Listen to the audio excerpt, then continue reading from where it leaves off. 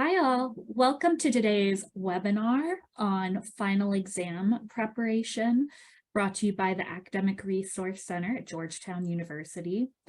I'm Betsy Malarsic. I'm a learning skills specialist with the ARC. And today we're going to go over the steps that you should take in order to map out a plan for developing your finals work schedule. So today we're going to be working on Notion. I'm going to be working specifically with one template that looks like this. If you joined us for our Notion webinar in January, this may look familiar. And if you're a Notion user yourself, I'm going to share the template in the chat. So you're welcome to copy this template for your own use. So this is a good starting point in terms of getting organized for finals. The first thing that you want to focus on is what tool you're going to use in order to get your assignments centralized in one location. Right now, potentially all of your final assignments and final exam dates may be organized in different locations. And you want to focus on getting all of those dates into one place so you can see how they look next to one another. So for me today, this is Notion. For you, this might be Google Calendar. It might even just be a piece of paper. It doesn't need to be fancy, but the first thing is to choose that tool and that place where you are writing out all of your final deadlines. So today we're going to start by looking at how I would plan on mapping out a set of final assignments and final exams. So I have 4 classes here: Econ, Theology, Government, and Spanish. And for each one, I have 2 major deadlines. I have a major final assignment and then a final exam. So after you figured out the place where you're keeping track and getting organized for finals, the next step is to write out all of your deadlines. So you want to go through and write down essentially the deliverables that you have for the rest of the semester. For this list, I haven't written down items such as reading because for those, they wouldn't necessarily require as much planning as, say, writing a paper or studying a test would. But it's important to have all of these deliverables because we want to see how they're spaced out. So over here, you can see I have by subject, but if I look at them by date, then I can see that I have an assignment due the 26th and 27th. So basically 2 and 1 at one time. Then I have something due the 1st and the 2nd of May. So that's another 2 assignments at one time. And then for my final exams, I have 2 things due on May 9th, which I need to know in order to plan ahead. So once I've looked at all of my deadlines, I want to start figuring out when I can work on each assignment. So I'm a visual person. It helps me to look at these things in a calendar view. So we're going to take a look here at this calendar to see where all of my deadlines fall. So the instinct, today's the 19th, and my next major deadlines are a week from now, the 26th and the 27th. So the instinct for planning out deadlines is to work towards the deadline that is due the soonest. So my instinct, seeing that I have things due the 26th and 27th, is to just work on those assignments and then worry about May 1st assignments after they're done. That's not a bad system, but that's going to get me in trouble later on when I have more test type exams. I have an exam on the 13th and an exam on the 9th. And if I wait until the 10th to study for my exam on the 13th, which I think is that's for Spanish, then that's not going to be enough time for me to prepare. So what I'm really going to do is work backwards. I am going to start with this exam on the 13th to see when do I want to start studying for that.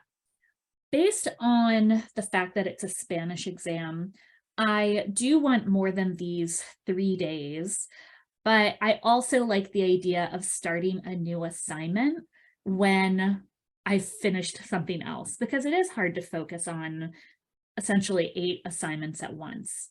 So for the exam due on the 13th, I'm going to schedule my start date as a week before the 6th.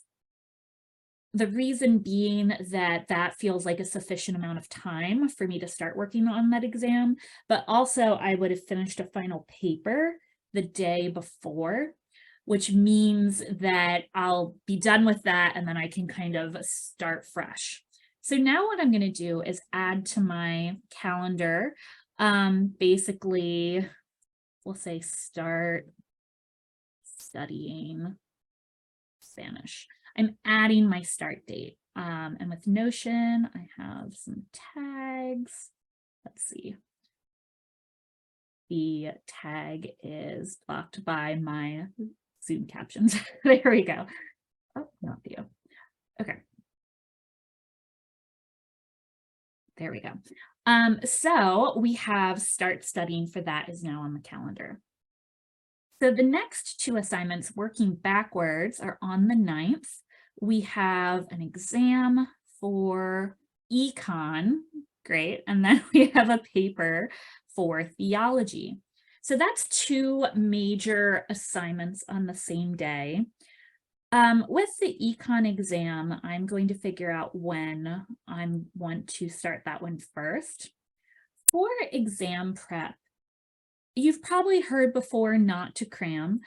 The reason that you don't want to cram is that how you really learn information is basically by strengthening the neural connections between that information and your ability to recall that. And how you do that is honestly by forgetting it and then relearning it. So it's important to give yourself time to study for an exam so that you have an opportunity to practice forgetting and remembering it. So for exams, we typically, at a minimum, like a good rule of thumb, if you're not sure, is how long to study is 5 days. We have a webinar on 5-day test prep if you're interested in how to break that down. But for big exams, definitely a week makes a lot of sense for me. With this particular exam, I want about a week, but I also want to be finished with these May 1st and 2nd assignments so that I'm not focusing on everything at once. So I'm going to add on the 3rd, so 6 days beforehand, that's when I want to start prepping for econ. So we'll just label this as start econ study, and then add the tag start assignment. All right. The other assignment I have due May 9th is this paper for theology. That's right. For a paper, that's an assignment that I'm able to do more in less time because starting earlier makes it less stressful, but it doesn't impact my ability to engage with the information. It does when I'm studying. So since I have so many papers, and again, I personally don't want to focus on too many assignments at once, I think that I'm going to start this paper I might put it on Friday, May 5th, with the idea that I'm going to finish this paper, that is this government paper that's due that day, and then maybe immediately roll into working on the next paper. So basically I'm finishing one assignment and then focusing on the next. And then I'll be working on that paper throughout the weekend while also studying for these exams. So we're going to add start Theo paper. We're going to add our tag, start assignment. All right. So next paper is this government paper due May 5th. And this is where things get tricky because this is a bigger paper. I don't feel confident in my ability to finish it here on reading days. Because again, May 2nd is the last day of classes. May 3rd and 4th are reading days, during which we don't have any classes scheduled. But having said that, this is a big paper and I don't think I can start studying it that late. So looking at my calendar, I think that I'm going to want at least the weekend beforehand to work on it, the Friday the 28th of April, Saturday the 29th, and then Sunday, April 30th. So I'm going to go ahead and schedule on the 28th, start my government paper.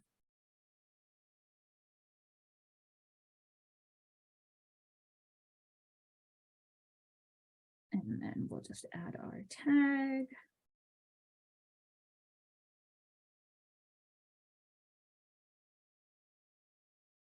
So working backwards, our next assignments that are due are here on May 2nd and May 1st. I have 2 assignments.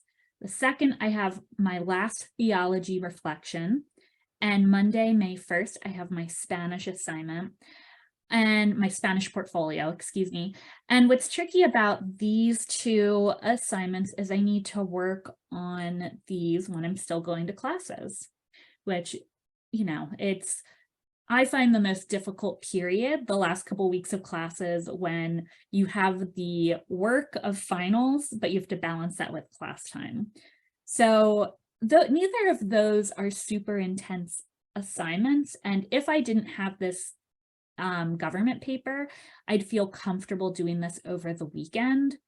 But I do have this government paper. So if I'm thinking about when I want to work on this, I think I have to look at them one assignment at a time. So my theology reflection is not a very long assignment. It's something I need to just sit down and do. So I think I'm going to schedule that also for Friday the 28th because it won't take very long. And this is an assignment where I think if we're going to start with start. I think if I kind of put it closer to the deadline, it will keep me from overthinking it. Start theology reflection, gonna add our tag.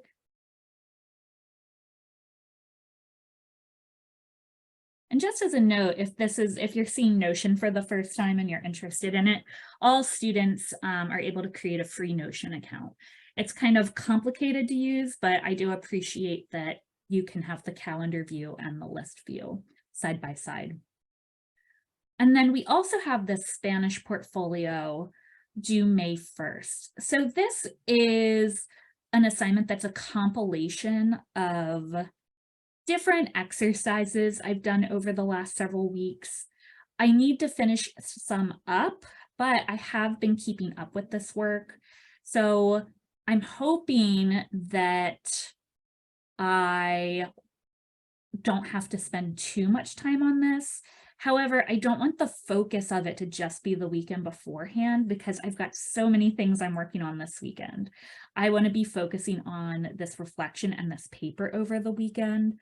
So I'm going to start this portfolio this upcoming weekend. We're going to say Saturday, April 22nd.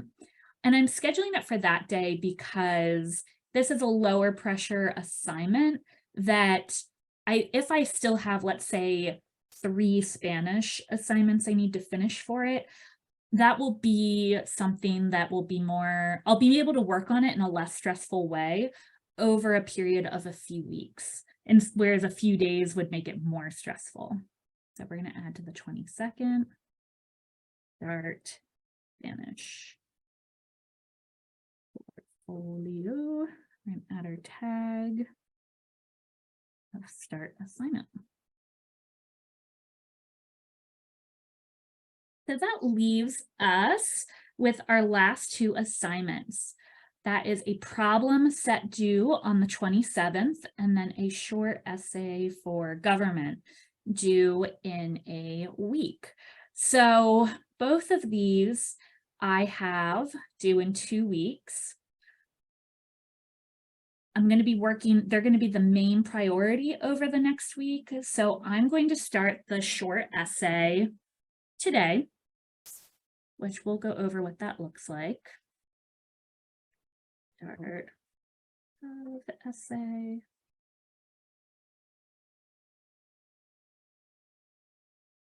And then I'm going to start the problem set tomorrow.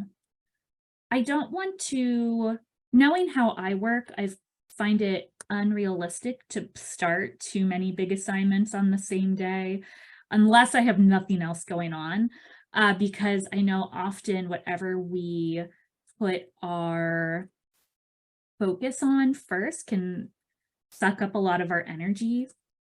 So if we try to start too many big projects on the same day, that is not going to set us up for success. So that's why if I start one today and one tomorrow, I'll be able to approach them with kind of different levels of energy. So that's kind of the next big step, mapping out what days you're going to be working on each assignment and trying to make sure you have a balance. So for the next few days, I'm working on 3 assignments: the government essay, the econ problem set. So the government essay, econ problem set, and then the Spanish portfolio. Then we'll turn in the essay and the problem set. So then I'll get rid of 2 assignments before adding on 2 assignments, which are the theology reflection and the government paper. Then I'll turn in the portfolio and the reflection. So getting rid of 2 assignments, back down to 1. Then we'll add the econ studying and the theology paper as we turn one in, and then finally studying for our last exam. So again, trying to achieve balance, but starting with what's due last and working our way forward helps us kind of look at the big picture better. So now that we have added our start dates for different assignments, I am going to start looking at my task lists for my first 2 assignments. So the first step in planning out your work plan, I guess, for an assignment is to figure out the goals that you have and spread those out over the days you have to work on them. So I'm starting with my government essay today. The first thing I need to do for that is figure out my tasks. So we are going to take a look here, and I'm just going to type here what I have to do for this assignment. So for my short essay, the first thing I need to do is read the assignment. I know generally what I'm doing, but I don't have a sense of what is it that I need in terms of sources, how long is it, what are the specific questions I need to answer. So I'm going to try to read the assignment first. After that, I am going to look over my notes because I think that will help me generate ideas. So we're going to add look over my notes to generate ideas. And then hopefully that will allow me to develop my thesis. After I've developed my thesis, I'm going to work on outlining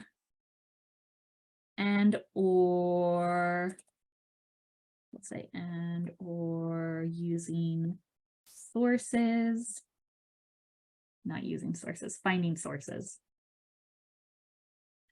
So for me, outlining and finding sources, those 2 processes kind of go back and forth so that I'm kind of developing my outline as I look through my sources. After that, this is a shorter essay, so I'm just going to put this as write, we'll say half of body paragraphs first. Write other half of body paragraphs.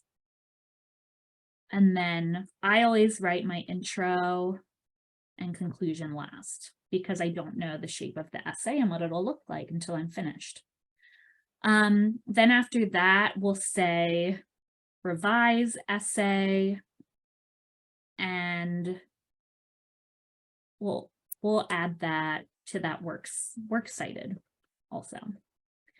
So basically, I've written out these very specific steps because this is going to be easier to schedule, breaking it down into smaller chunks. And since I'm working on so many different assignments at a time, I know that I'm not going to sit down and do an entire essay in one sitting. That's also why I have started with just reading the assignment, because that's kind of the first thing. And I'm starting this today, but that might be all that I do. So now that we have our to-do list, we need to take a look at how we want to spread that out across the time that we have. So today's the 19th. This essay is due the 26th. So I have about a week to work on this. However, Thursday I have classes, and then Monday and Tuesday I have classes. So I don't know that I'm going to get a significant amount of work done on those days. So that really means I want to be done with my body paragraphs by Sunday, April 23rd. So that's actually a good place to start in terms of figuring out when I'm working on what. Again, it's kind of this idea of working backwards. If we know when we want to be finished, it can help us figure out when we need to start. So we are going to go back to our list, and we're just going to figure out the days that we're working on everything. So basically, writing the second half of my body paragraphs, I think of that as writing, that's kind of the last big intense brain power task for me, where I really need to be thinking critically, and I think I need a lot of time to work on this. So that's why I'm putting this as a Sunday task. I want to be able to work on this on Sunday, April 23rd. So I'm going to put that there. That means that I want to write the first half of the essay on Saturday, April 22nd. So if we're just working backwards, that means that the 21st, which is a Friday, that will be when I am outlining or finding my sources, which makes sense because I don't have classes on Friday. So that leaves Thursday and Friday to do these first 3 steps, which are all easier. But I have to think about Thursday I have classes. How much am I going to do versus this evening I have free? So I think I'm going to do these first 3 steps tonight and do just the 19th. So April 19th, we're going to read the assignment. We're going to look over notes to generate ideas and develop a thesis. And then that leaves tomorrow open to start working on a different assignment. So then I have these last 2 steps of intro and conclusion. I'm going to try to write the intro and conclusion on the 24th. And then I may also try to revise and do works cited on the 24th, which is a Monday. But if I don't, if I'm not able to, then I'll have an extra day to work on that. So that means in a perfect world, I'll have this essay due on the 24th, but if not, I still have the 25th to finish it up. So I wanted to balance this assignment and spread it across multiple days because I'm also working on these other assignments. So one of the reasons I didn't put anything on the 20th is that that's the day that I'm going to start my econ problem set. And the very first thing I'm going to do whenever I sit down to work on that is do exactly what I just did, which is write my task list.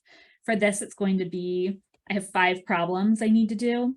So it'll just be problems 1 through 5. And then I'm going to look across my schedule and think about when can I work on each problem? Which blocks do I have to work on more problems?